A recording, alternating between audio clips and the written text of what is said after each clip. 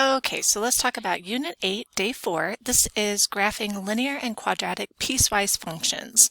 So a piecewise just means we're going to put 2 or 3 parts of a graph together. And sometimes they will touch, sometimes they will not, but we're going to learn how to graph them. So the easiest way to do it is to actually make tables. So for each part, they give you a function, which will help you find your y values, and then they give you a restriction. So for each part, we're going to make a table. So on the first one, I'm going to make an XY table, and we need to review that if your symbol does not have the line under it, you're going to use an open circle. If we do have the line like greater than or equal to, we're going to use a closed circle. So that was a review from a couple of sections maybe years ago. So on the first equation, we've got the function negative 2x minus 4. So this really is going to be the shape of a line since it's x to the first, and it's going to be this linear shape for all x values that are less than or equal to negative 1. So our starting value needs to be negative 1, and then I need to pick like 2 or 3 more values that are smaller. So I'm just going to pick negative 2, negative 3, and we're going to keep going. So to get the y values, we're going to take our x value and substitute into the function. So we're going to get negative 2 times negative 1 minus 4, which would be 2 minus 4, negative 2. Negative 2, if I plug that in, we would get 4 minus 4, which is 0. And then I'm going to plug in 3, negative 3. So 6 minus 4 gives us 2. And the pattern will continue, but we have enough points to get a linear shape. So since this has a bar, we're going to have a closed circle when we start. So negative 1, negative 2. And then I've got negative 2, 0. Negative 3, 2.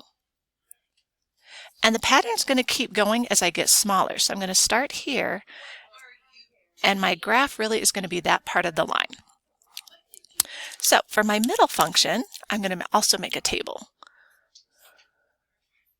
So we need to start at negative 1, and since there's not a bar there, I'm going to make a little note that we want an open circle. And then I need to stop at 2, and that also gets an open circle. And so I like to just pick another point that's in between, and I'm just going to pick 0 because I want to. Now, because there's no variable here, that means that my y value is negative 2 every single time. So I'm going to go ahead and put that on my table. So now I'll plot it, and I'm going to use blue. So at negative 1, negative 2, I already have a dot there. So when I draw an open circle, you're not going to be able to tell, and that's okay. At 2, negative 2, I have an open circle, and I've got 0. Negative 2, and it's going to be all the points in between, so it should be a horizontal line. So if you have a filled in circle and an open circle, the filled in circle takes precedent. And let's do the last one. So my third graph, we're going to start at 2, and it's going to be a closed circle, and this is also going to be a linear shape, so I'm just going to pick 3 and 4. So if I plug in 2 minus 2, 3 minus 2, and 4 minus 2. So I go over to 2, 0, and I have a closed circle, 3, 1, and 4, 2, and I'm going to keep going to the right. So that will be my linear shape. So one part connected and one part didn't. So don't force them, you just graph exactly what you need, but use these restrictions as your guidelines for your table values. The domain are the x values. So if I look at my graph, I've got all the negative numbers are being represented. At 2, I don't have my blue circle, but I do have a y value on the red, and then I have all of my positive values. So domain is going to be all real numbers.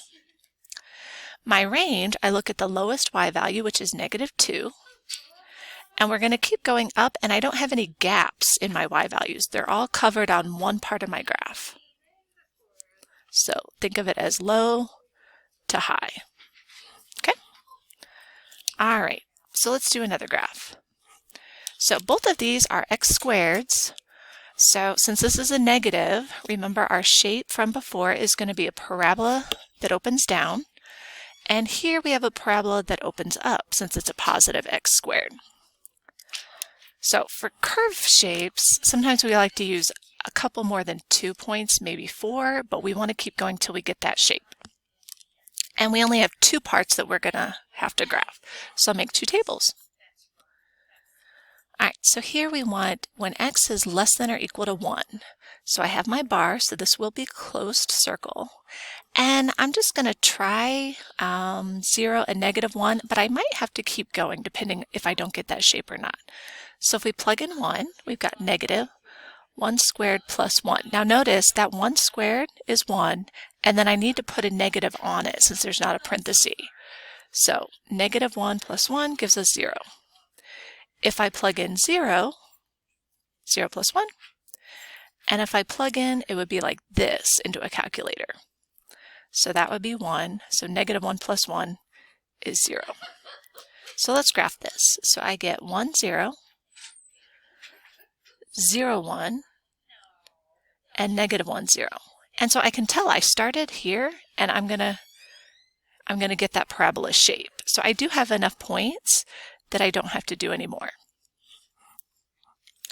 All right, so let's do the other half. So I need to start at 1, and I don't have a bar, so we're going to have an open circle. And I'm going to try 2 and 3. So 1 minus 1 is 0 squared, 2 minus 1 is 1 squared, and 3 minus 1 is 2 squared. So let's see if we can get this U shape. So 1, 0, which I already have a filled in circle, so I'm just going to put a dot there knowing I start. 2, 1, 3, 4.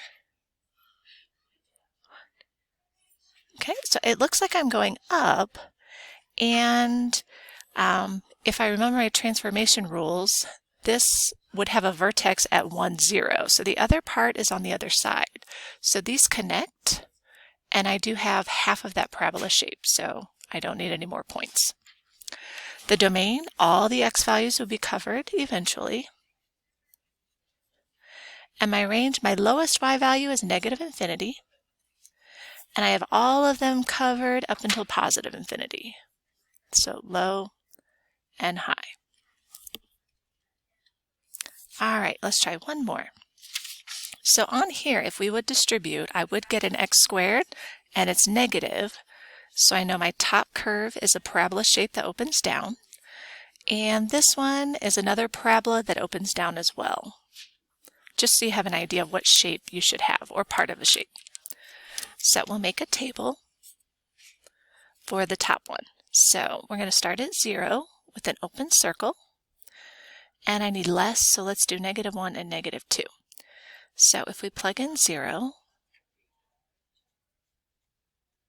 we can type all that in. Well, 0 times anything is still 0.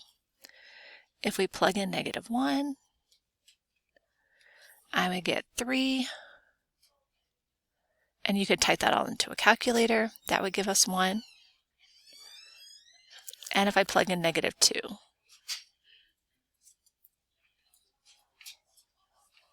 well, -2 plus 2 is 0. 0 times anything is still 0. So it's a good sign when we see the same y values because we probably came back down.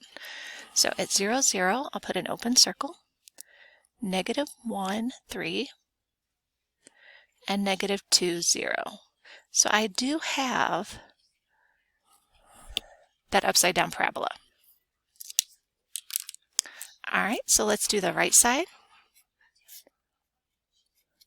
So if we want greater than 0, we'll say this is closed, and we'll pick 1 and 2. So this one's not in factored form, but we'll see if we have enough points to get our shape. So if we plug in 0, I get 0 plus 0. If I plug in 1, remember that's on the outside, so we would have negative and then like 1 squared. Okay, if you type that into a calculator. So we would get -1 plus 2. And if I plug in 2, I would get, what's that? 4. So -4 plus 4 is also 0. And look, we have another y values that are the same. So we probably have our shape. So at 0, 0, that's a closed. So I'm going to fill that in. 1, 1.